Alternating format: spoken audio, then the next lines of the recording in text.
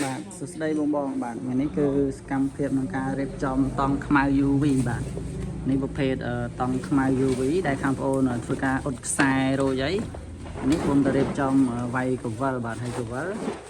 ខាងប្អូនដាក់ជូនកន្លះម៉ែត្រមួយបាទនេះគឺកវលស្អាតមែនទែនបាទភេទកវលមានញីឈ្មោះបាទហើយសម្រាប់តង់ខ្មៅ UV នេះបងចង់បានຂະຫນាត់ប៉ុណ្ណាក៏បានដែរហើយនេះខាងប្អូនរៀបចំຂະຫນាត់ទូចឲ្យបងគាត់យកទៅចិញ្ចឹមត្រីនិងដាំចោលសាឡាបាទ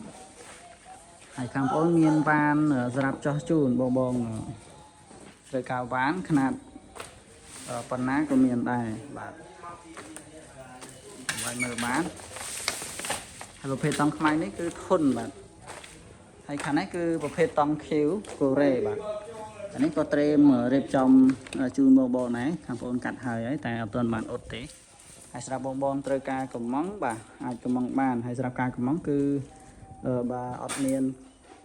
នៅក្នុងស្តុកគឺបងរងចាំរយៈពេល1ថ្ងៃគឺខាងបងអ៊ុតជូនបាទអញ្ចឹងសូមអរគុណច្រើន